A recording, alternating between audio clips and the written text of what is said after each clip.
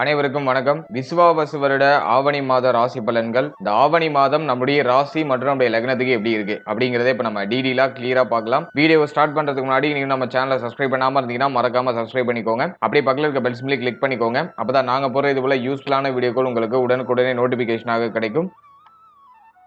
இப்போது 9வது ராசியா வரக்கூடியது தனுசு. தனுசு ராசி மற்றும் தனுசு லக்னத்தை சேர்ந்தவர்களுக்கு இந்த ஆவணி மாதம் எப்படி இருக்கு, எந்த மாதிரியான சிறப்பு பலன்கள்லாம் இந்த ஆவணி மாதத்துல நமக்கு கிடைக்க போகுது அப்படிங்கறத டீடெயிலா கிளியரா பார்க்கலாம். முதலாவது அந்த மாதத்துல பிளானட்டரி பொசிஷன்லாம் எப்படி இருக்கு, கிரகங்கள்லாம் எந்தெந்த இடங்கள்ல டிராவல் பண்ணிட்டு இருக்கு அப்படிங்கறத டீடெயிலா அனலைஸ் பண்ணலாம். இந்த ஆவணி மாதத்தை பொறுத்த வரைக்கும் நம்முடைய ராசிக்கு 3ஆம் இடத்துல ராகு பகவானுடைய சஞ்சாரம் மிக மிக சாதகமான ஸ்தானத்துல, வெற்றி ஸ்தானத்துல ராகுவுடைய சஞ்சாரம். குரு பார்வையில ராகு டிராவல் பண்றது இன்னொரு தனி சிறப்பு. குரு சண்டால யோகத்தோட பரிபூர்ணமா டிராவல் பண்ணிட்டு இருக்கக்கூடிய ஒரு சுபத்துவமான ராகு. 3ஆம் இடத்துல ராகு இருக்கும்போது மிகப்பெரிய வலிமை, மிகப்பெரிய பலம் டிஃபால்ட்டா கிரியேட் ஆயிடும். தைரிய அபிவிருத்தி டிஃபால்ட்டா நமக்கு கிடைச்சிடும். அதுலயும் நம்மளுடைய ராசிநாதன் குருவே பார்க்கறதுனால இந்த ராகுவுடைய சஞ்சாரம் அப்படிங்கிறது நமக்கு மிக மிக அற்புதமா இருக்கு. அடுத்து நம்முடைய ராசிக்கு 4ஆம் இடத்துல சனி வக்ரம் ஆயிட்டாரு. பொதுவா 4ஆம் இடத்துல சனி இருக்கிறது அர்த்தாஷ்டம சனின்னு சொல்லுவோம். இந்த அர்த்தாஷ்டம சனி மன உளைச்சல், உடல் ஆரோக்கிய ரீதியா ஒரு தொய்வு நிலை, மனசுல ஒரு நிம்மதி இல்லாத சூழ்நிலை, நிறைய அலைச்சல்,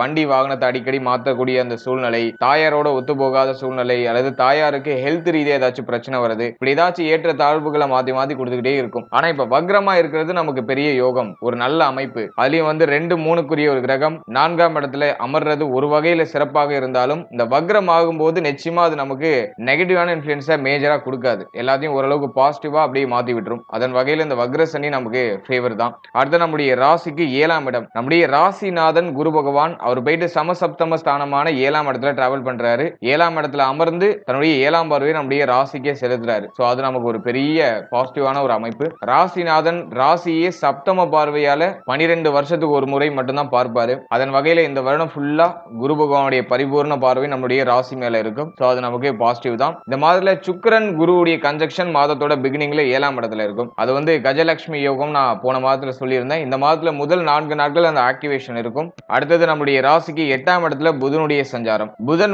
அஷ்டமத்துல இருக்கிறது ஒரு வகையில குற்றம் தான். ஆனா மறைந்த புதன் நிறைந்த கல்வியை கொடுத்துருவாரு, நிறைந்த ஒரு ஆராய்ச்சி மனப்பான்மையை கொடுத்துருவாரு. அதன் வகையில இதை பாசிட்டிவா எடுத்துக்கலாம். இருப்பினும் புதன் அஷ்டமத்துல இருக்கிறது அவ்வளவா பாசிட்டிவ் இல்ல. 7, 10க்குரிய ஒரு கிரகம் அவர் போயிட்டு அஷ்டமத்துல அமர்றது ஒரு சில நிலைகள்ல சில குற்றமான பலன்களை கொடுக்கும். அதை நான் உங்களுக்கு டீடெயிலா எக்ஸ்பிளைன் பண்ற.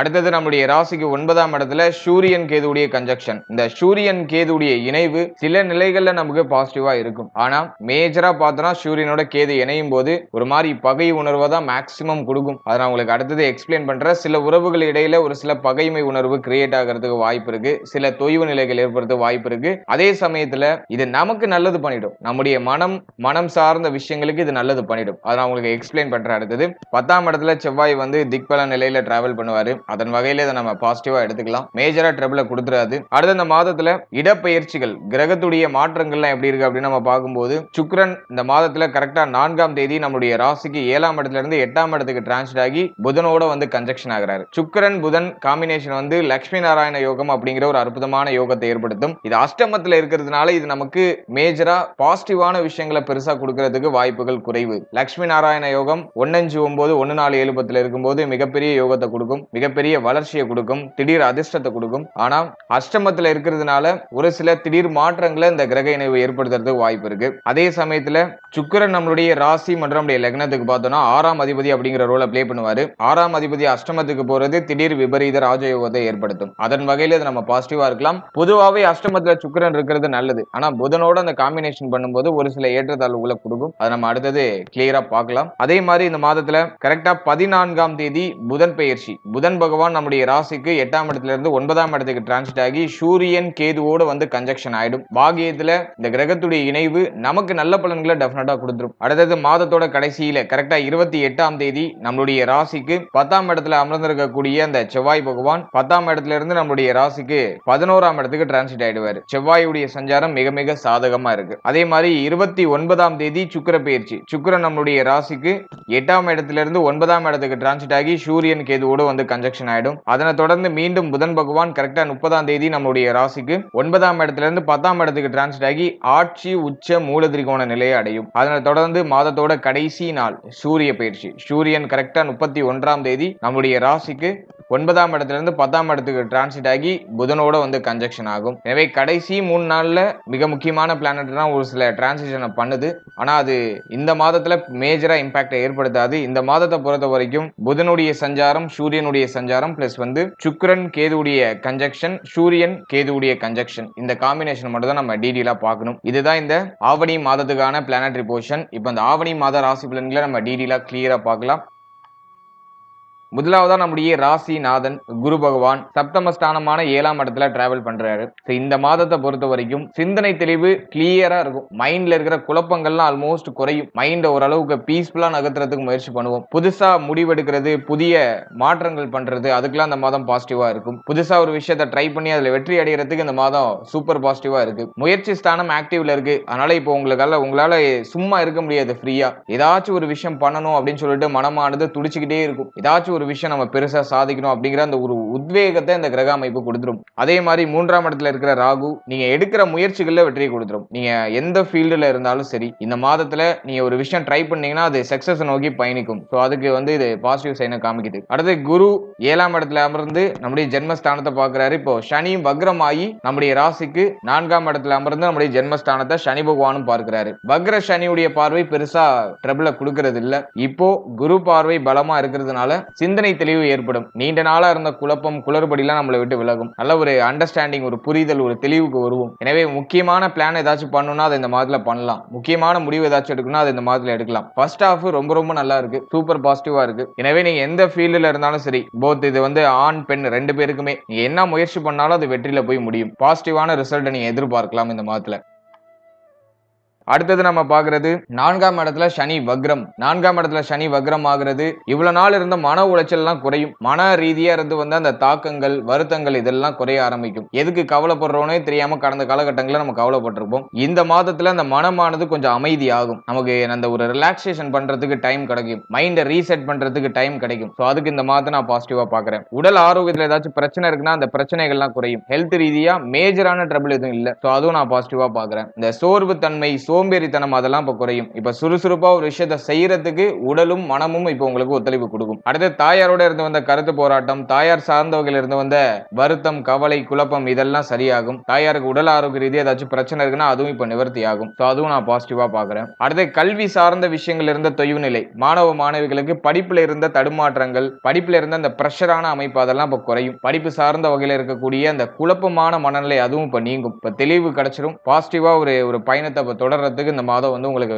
ரொம்ப நல்லா இருக்கு. முதல் 4 நாட்கள் அந்த பிக்கப் எடுக்கிறதுல கொஞ்சம் ஸ்லோவா இருக்கும். ஏன்னா 6ஆம் அதிபதியோட குரு இணைஞ்சிருக்காரு. ரொம்ப நெகட்டிவ் தாட் அதிகமா வரும் முதல் 4 நாட்கள். எது யோசிச்சாலும் ஏதோ டவுனா நெகட்டிவா யோசிக்கிற மாதிரி ஃபீல் ஆகும். ஆனா 4ஆம் தேதிக்கு மேல அது ஸ்பீட் எடுத்துரும். உங்க மைண்ட் வந்து இப்போ பாசிட்டிவா திங்க் பண்ண ஆரம்பிச்சிடும். கரெக்டா 4ஆம் தேதிக்கு மேல இந்த ஆக்டிவேஷன் உங்களுக்கு கிரியேட் ஆயிடும். அதனால யாரும் கவலைப்பட வேண்டாம்.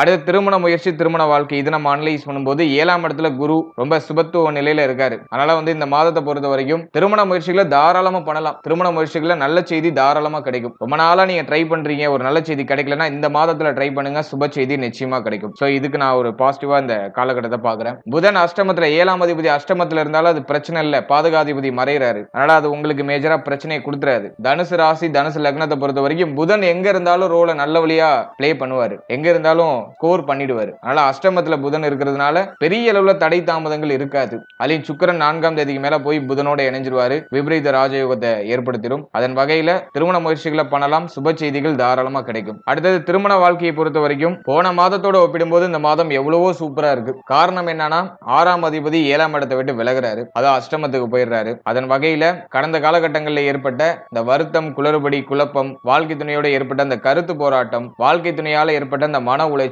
மன வருத்தம் அதெல்லாம் டோட்டலா நீங்கும். வாழ்க்கை துணைக்கு உடல் ஆரோக்கிய ரீதியா ஏதாச்சும் பிரச்சனை இருந்துச்சுன்னா அதுவும் விலகும். வாழ்க்கை துணை உங்களுக்கு சப்போர்ட்டிவா இருப்பாங்க. வாழ்க்கை துணை மேல பாசம் பற்று அதிகரிக்கும். பொதுவா வந்து ராசிநாதனோ லக்னாதிபதியோ 7ஆம் இடத்துல போய் அமர்ந்தாலே வாழ்க்கை துணை மேல அந்த ஒரு பாச பிணைப்பு அப்படிங்கிறது அதிகமாகும். வாழ்க்கை துணையை நினைச்சு நீங்க நல்லா ப்ரௌடா ஃபீல் பண்ற ஒரு அமைப்பை கொடுத்துரும். வாழ்க்கை துணை இப்போ உங்களுக்கு பூர்ணமா சப்போர்ட்டா இருப்பாங்க. உங்களுக்கு ஏதாச்சும் ஒண்ணுனா உங்களுடைய வாழ்க்கை துணை முதல்ல நின்று அந்த பிரச்சனையை சால்வ் பண்றதுக்கு உங்க கூட பக்கபலமா இருப்பாங்க. அதன் வகையில இந்த காலகட்டம் திருமண வாழ்க்கையும் சுபத்துவமா தான் இருக்கு. போன மாதத்தோட இந்த மாதம் ரொம்ப நல்லா இருக்கு. போன மாதத்துல கூட ஒரு சில இயற்கையான கருத்து போராட்டங்கள் இருந்திருக்கும். இந்த மாதம் அதுவும் இல்ல. அதுவும் உங்களுக்கு கிளியரா கிளீனா இருக்கு.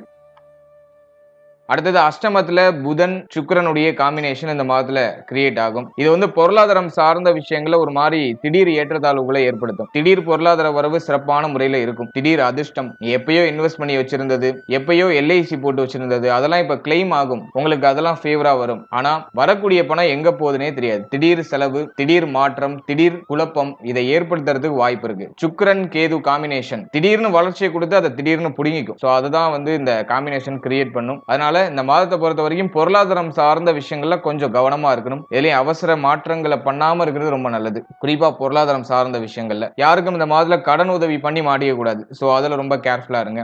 அதே மாதிரி இந்த மாதத்துல கடன் சுமை அதிகமா இருக்கிறவங்களுக்கு அந்த கடனை கட்டி முடிக்கிறதுக்கான வாய்ப்புகள் கிடைக்கும். கடன் சார்ந்த எண்ணங்களும் அதிகமா வரும். அந்த கடனை கட்டி முடிக்கிறதுக்கான சான்சஸும் கிடைக்கும். சோ அதுவும் நான் பாசிட்டிவா பாக்குறேன். ஆனா இந்த மாதத்துல ஒரு சிலருக்கு அந்த பணம் தொலைஞ்சு போறது, கையில இருக்க பொருளாதாரத்தை இழக்கிற ஒரு சூழ்நிலை, அப்படி இல்லைனாக்கா பொருளாதார நெருக்கடி, திடீர்னு அதிகமா பணம் தேவைப்படுறது, இது சார்ந்த ஒரு சில இடர்பாடுகள் இந்த மாதத்துல இருக்கிறதுக்கு வாய்ப்பு இருக்கு. அதனால பொருளாதாரத்தை சரியா மேனேஜ் பண்றதுக்கு கொஞ்சம் இந்த மாதத்துல ட்ரை பண்ணுங்க. அது உங்களுக்கு சுபத்துவமான பலனை பெற்றுக் கொடுக்கும். அடுத்து நம்ம தொழில் உத்தியோகம் இது சார்ந்த விஷயங்களை அனலைஸ் பண்ணும்போது 10ஆம் இடத்துல செவ்வாய் வந்து பார்த்தோம்னா நமக்கு வந்து 5-12க்குரிய ஒரு கிரகம். அது போயிட்டு 10ஆம் இடத்துல இருக்கு. நிறைய பேருக்கு உத்தியோகத்துல இடமாற்றம் ஏற்படுறதுக்கு வாய்ப்பு இருக்கு. உத்தியோகத்தை சேஞ்ச் பண்ணுவாங்க. இது வந்து தனுசு லக்னம் அல்லது தனுசு ராசி இவங்கள்ல 2 பேருக்குமே நடக்கிறதுக்கு வாய்ப்புகள் அதிகபட்சமா இருக்கு. உத்தியோகத்தை சேஞ்ச் பண்றது அல்லது நீங்க வேலை பார்க்குற இடத்துலயே உங்களுக்கு சம்பள உயர்வோ பதவி உயர்வோ கிடைக்கிறதுக்கு வாய்ப்பு இருக்கு. இருக்கிற இடத்துலயே இன்னும் கொஞ்சம் ஹையர் பொசிஷனுக்கு போகலாம் அல்லது மேல இருந்து கீழே வரலாம். இது ஏதோ ஒரு விஷயத்துல ஒரு சில சேஞ்சஸ் நடக்கும். 5ஆம் அதிபதி நமக்கு வந்து 10ஆம் இடத்துல இருக்கிறதுனால அது வளர்ச்சியை குறிக்குது. அப்படிங்கிறதுனால ப்ரமோஷன்ஸ் நிறைய பேருக்கு கிடைக்கிறதுக்கு வாய்ப்பு இருக்கு. நீங்க ஒரே கம்பெனில இருந்து வேற பிரான்ச்சஸ்க்கு மாற்றப்படலாம் அல்லது உங்களுக்கு இந்த பொருளாதாரம் சம்பளம் பத்தலன்னு சொல்லிட்டு இதை விட வேற ஹையர் இடத்துக்கு நீங்க ரெக்கமெண்ட் ஆகி வேற இடத்துல நீங்க போஷன் ஆகலாம். இப்படி உத்தியோகம் சார்ந்த வகையில திடீர் மாற்றம், திடீர் வளர்ச்சி நிச்சயமா உண்டு. ஆனா மாற்றத்தை இந்த காலகட்டம் கொடுக்கறதுக்கு அதிகபட்சமா வாய்ப்பு இருக்கு. ரொம்ப நாளா நீங்க சேஞ்சஸ் பண்ணணும்னு நினைக்கிறீங்கன்னா அதை இப்ப பண்ணலாம். அதுக்கு இந்த மாதம் பாசிட்டிவா இருக்கு. தொழில் உத்தியோகத்துல ஒரு மாதிரி சுமையான அமைப்பு இருக்கும். நிறைய அலைச்சல் இருக்கிற மாதிரி ஃபீல் ஆகும். தொழில் உத்தியோகம் சார்ந்த வகையில நிறைய பயணங்களை மேற்கொள்ள வேண்டிய சூழ்நிலைகள் வரலாம். ஏன்னா 12ஆம் அதிபதி 10ஆம் இடத்துல, அதாவது தொழில் சார்ந்த வகையிலோ உத்தியோகம் சார்ந்த வகையிலோ அதிகமா பயணம் இருக்கும். அந்த பயணத்தால ஆதாயமும் இருக்கும். புதிய பெரிய மனிதர்களுடைய பழக்க வழக்கங்கள்லாம் கிடைக்கும். சோ அதெல்லாம் நான் பாசிட்டிவா பாக்குறேன்.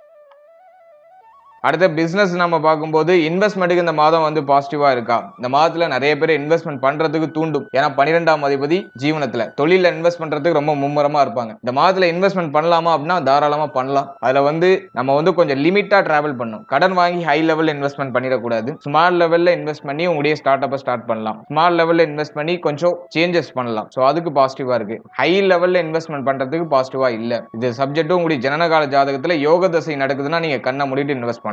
அதுல நீங்க கொஞ்சம் கவனம் செலுத்திக்கணும். நிறைய பேருக்கு தொழில் சார்ந்த எண்ணங்கள்லாம் வரும், இன்வெஸ்ட்மெண்ட் சார்ந்த எண்ணங்கள்லாம் வரும். அதை நான் நெகட்டிவா பார்க்கல. ஓரளவுக்கு சுபத்துவமா இருக்கு. மாற்றத்திற்கான அறிகுறிகள்லாம் தென்படுது. ஏதாச்சும் ஒரு மூவ்மெண்ட் பண்ணுவீங்க, ஒரு சில சேஞ்சஸ் பண்ணுவீங்க தொழில் உத்தியோகத்துல. அதுக்கு இந்த மாதம் பாசிட்டிவா இருக்கு.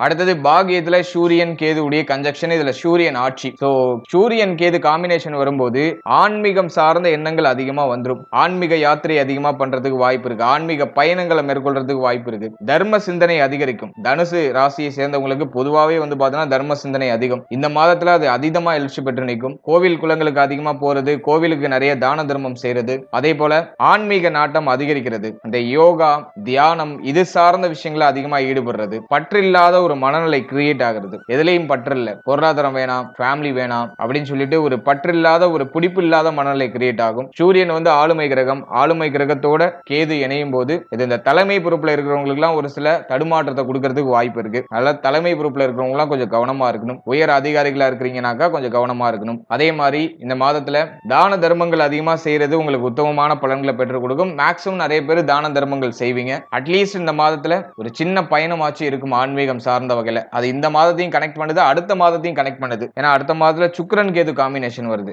அதுவுமே வந்து ஆன்மீகம் சார்ந்த விஷயங்களுக்கு பாசிட்டிவ் தான். அல்ல இந்த மாதம் அடுத்த மாதம் உங்களுக்கு ஆன்மீகம் சார்ந்த பயணம் டெஃபினட்டா இருக்கும்.